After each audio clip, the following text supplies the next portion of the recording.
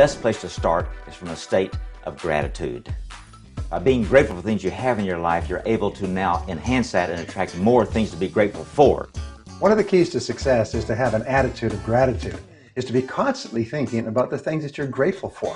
Because when you think about the things you're grateful for, first of all, you're a happy person. The reality is that gratitude has power in it, because as you have a grateful heart, you draw more of the same to yourself. Gratitude is the antithesis of envy. If we are expressing envy in any way, shape, or form, we are automatically putting repulsive vibrations out there into the universe. But the moment we are grateful for what we have and can bless others that have what we're looking for, we create an instant magnetism in the universe and attract those possibilities to us. Most of the time when we think about being grateful, we think about just being grateful in our own mind. One of the things that will unlock success for you is to be grateful to other people. When somebody does something for you, when somebody gives benefit into your life, go to them and tell them how grateful you are for them. That creates an emotional bond that will connect you and help you achieve success. That if every day you'll stop and think about 10 things you're thankful for before you even get out of bed, or when you're doing your morning routine, just think of 10 things you're thankful for. I'm thankful the weather's nice, the car started, whatever it may be that you're thankful for. I like to say that the enlightened give thanks for what most people take for granted. So if you look around your life and just are grateful for really small things, that attitude will become large, and you'll discover in that field more things to be grateful for will begin to pour forth in your life. Start with anything, and then everything will come to you. You'll see it come pouring in, because the universe rewards those who have appreciation for what they already have. When I had my 50th birthday party, my son, the teenager, got up and he was asked to say a few words. And kids, when they're teens, don't like praising their parents. So I didn't even know if he'd say anything. And you know what he got up and said? He said, "I want to thank my father for one thing, for always being happy." And it was the best thing he could have said. I preferred that to had he said, "I want to thank my father for loving me. I want to thank my father for supporting me, for being a good man," whatever. That was the best. Mark of greatness is gratitude.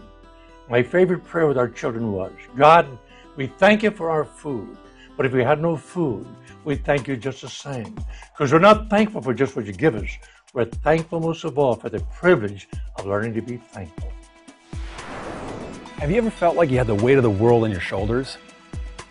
That's anger and resentment. Try adopting a policy of, if it doesn't flow, let it go. You see, you've got to learn to forgive. That's the second step on a road to happiness. Forgiving others, but more importantly, forgiving yourself. Stand tall and be proud. That way you can forge ahead without any impediments. Joy is the reward for letting go. In order to be successful in life, there are two categories of people you need to learn how to forgive. One are all those people who have abused you or weren't there when you needed them. And the second one is yourself. But it's time for all of us to meet the true thinker.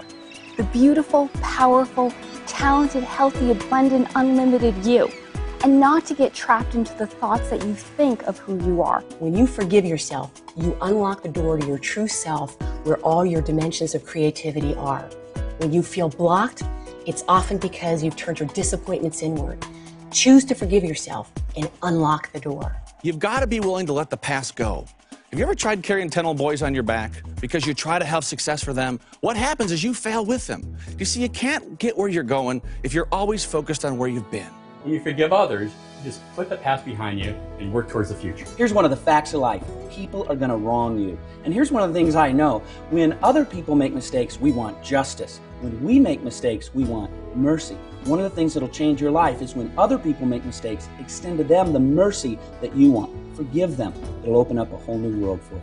You have to look for the good in every situation. That's what I have found.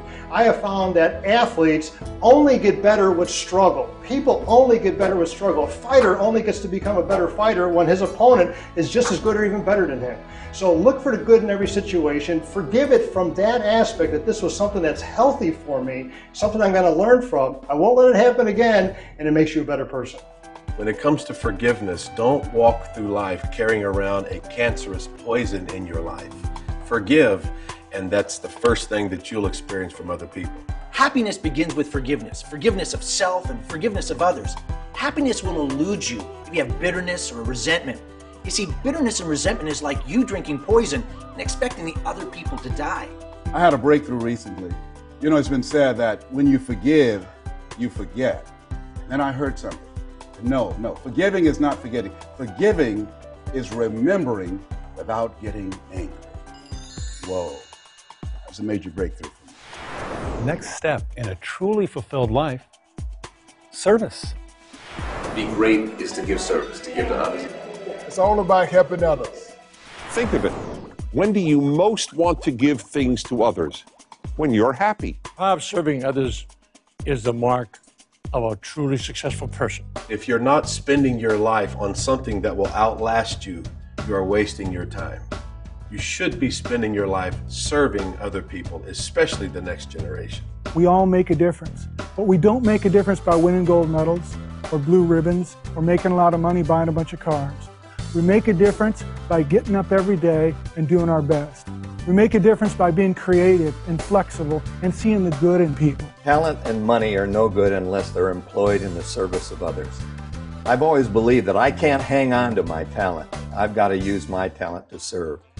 When I give you what I have and it benefits your life, then I'm serving a purpose beyond myself. Service is the means for anyone to achieve love and happiness. So you have to go out and you have to give in order to be able to really truly feel as if there's meaning in your life, to really feel that unification with all. People will do more for someone else than they will for themselves. Look at our public servants, look at firefighters, policemen, mothers, people who are willing to lay down their lives for someone else. Live a life of service and shamelessly give it away. And the great thing about serving other people is that when you give to other people, you give to yourself. And I remember when I was younger, I thought tithing was only giving away money. And then as I got older, tithing is giving away a smile. Tithing is giving away energy. Tithing is helping another person. When something good happens in your life, that's the time you feel most desirous of being unselfish. What we want to do is learn how to become a philanthropist on every sense of the word. So what I'm talking about is being able to give a shoulder for someone to cry on, or giving a compliment to somebody who's doing a great job. It can be time, money, giving a helping hand, or simply being a great listener. In serving another, one can grow to be so sensitive that they meet another's need even before that individual asks for it. That's real giving. A lot of people think when I'm more successful, then I'll give more. When I have more time, more money, more talent, more influence, I'll give it away. Really, we need to be most responsible when we need more in our life, and find somebody and make a difference for them. And you'll find all the things coming into your life that you ever wanted. I've known a lot of guys that have waited until they're 65 years old before they've given away their first penny. And I think about all the opportunities that they would have had throughout their career to give away time, money, their expertise into the community to things that really mattered. It would have been a wonderful opportunity for them to pass it on. Hey, let's face it, stress happens. Some of the happiest people on the planet, they have a stress coping strategy.